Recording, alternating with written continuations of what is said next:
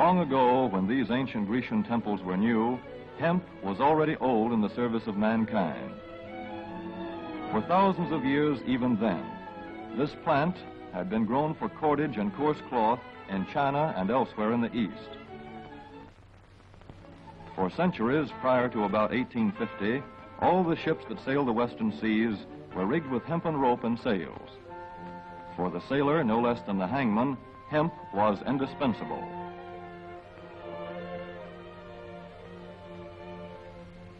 A 44-gun frigate, like our cherished old Ironsides, took over 60 tons of hemp for rigging. Including an anchor cable 25 inches in circumference.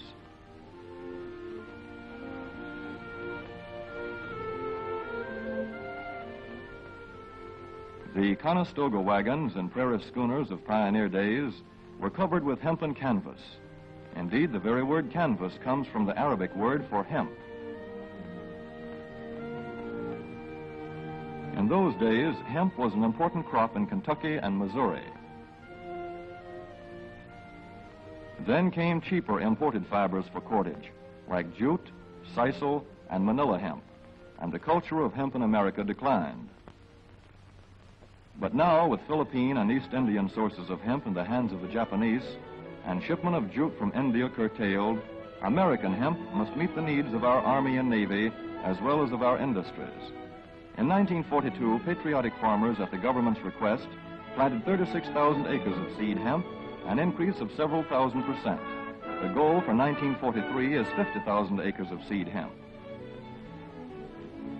In Kentucky, much of the seed hemp acreage is on river bottom land such as this, along the Kentucky River Gorge. Some of these fields are inaccessible except by boat. Thus, plans are afoot for a great expansion of the hemp industry as a part of the war program.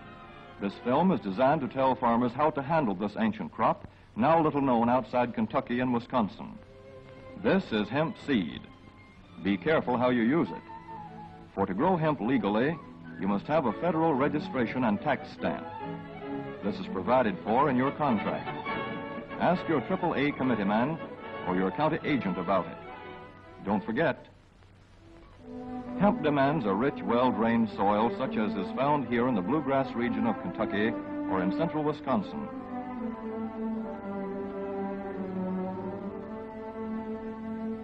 It must be loose and rich in organic matter. Poor soils won't do. Soil that will grow good corn will usually grow hemp. Hemp is not hard on the soil. In Kentucky, it has been grown for several years on the same ground, though this practice is not recommended. A dense and shady crop, hemp tends to choke out weeds. Here's a Canada thistle that couldn't stand the competition. Dead as a dodo. Thus, hemp leaves the ground in good condition for the following crop. For fiber, hemp should be sown 5 pecks to the acre. With drill, the closer the rows, the better. These rows are spaced about 4 inches. This hemp has been broadcast. Either way, it should be sown thick enough to grow a slender stalk.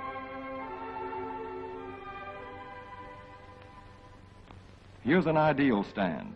The right height to be harvested easily, thick enough to grow slender stalks that are easy to cut and process.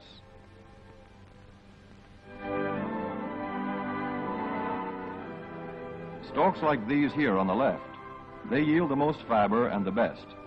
Those on the right are too coarse and woody. For seed, hemp is planted in hills like corn, sometimes by hand. Hemp is a dioecious plant. The female flower is inconspicuous, but the male flower is easily spotted. In seed production, after the pollen has been shed, these male plants are cut out. These are the seeds on a female plant. Hemp for fiber is ready to harvest when the pollen is shedding and the leaves are falling. In Kentucky, hemp harvest comes in August. Here, the old standby has been the self-rake reaper, which has been used for a generation or more. Hemp grows so luxuriantly in Kentucky that harvesting is sometimes difficult, which may account for the popularity of the self-rake with its lateral stroke.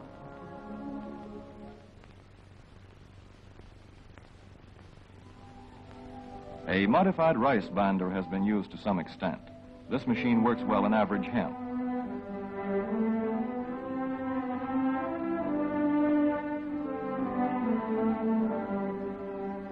Recently, the improved hemp harvester, used for many years in Wisconsin, has been introduced in Kentucky. This machine spreads the hemp in a continuous swath. It is a far cry from this fast and efficient modern harvester to the Armstrong model of yore. But here's one kind of harvester, at least, that doesn't stall in the heaviest hemp. In Kentucky, hand cutting is practiced in opening fields for the machines.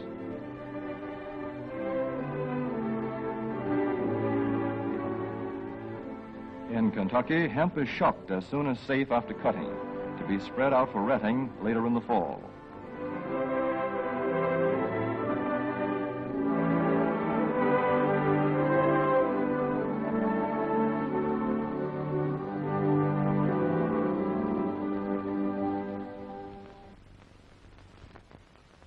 In Wisconsin, hemp is harvested in September. Here, the hemp harvester with automatic spreader is standard equipment. Note how smoothly the rotating apron lays the swath preparatory to retting. Here it is a common and essential practice to leave headlands around hemp fields.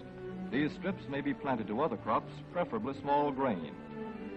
Thus, the harvester has room to make its first round without preparatory hand cutting. Here the machine is running over corn stubble. When the cutter bar is much shorter than the hemp is tall, overlapping occurs. Not so good for retting. The standard cut is 8 to 9 feet. The length of time hemp is left on the ground to ret depends on the weather. The swaths must be turned to get a uniform ret.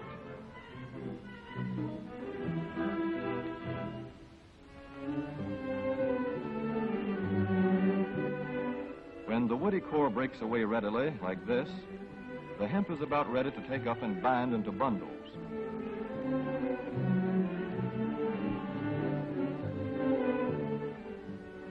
Well-retted hemp is light to dark gray. The fiber tends to pull away from the stalk. The presence of stalks in the bowstring stage indicates that retting is well underway.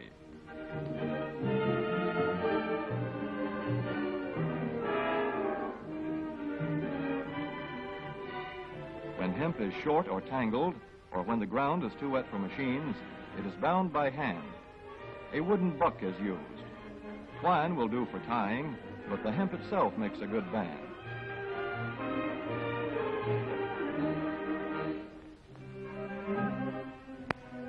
When conditions are favorable, the pickup binder is commonly used.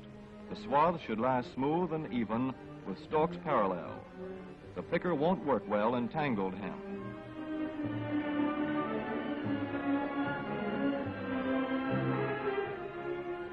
After binding, hemp is shucked as soon as possible to stop further retting. In 1942, 14,000 acres of fiber hemp were harvested in the United States. The goal for 1943 is 300,000 acres. Thus, hemp, cannabis sativa, the old standby cordage fiber, is staging a strong comeback. This is Kentucky hemp going into the dryer of a mill at Versailles.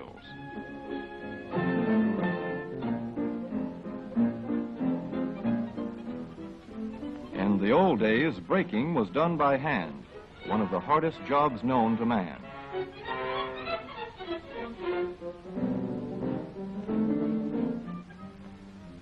Now the power breaker makes quick work of it.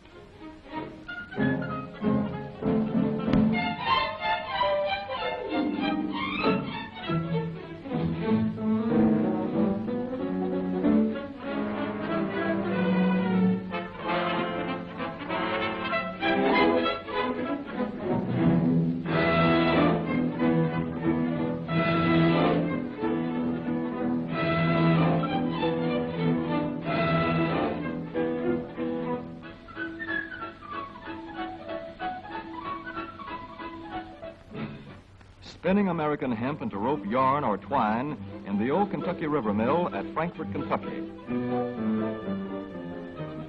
Another pioneer plant that has been making cordage for more than a century.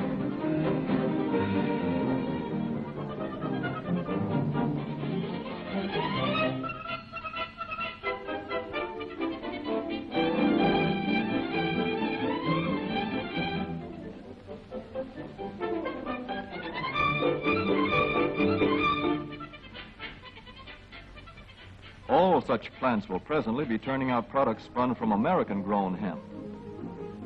Twine of various kinds for tying, winding armatures, and upholsterers' work. Rope for marine rigging.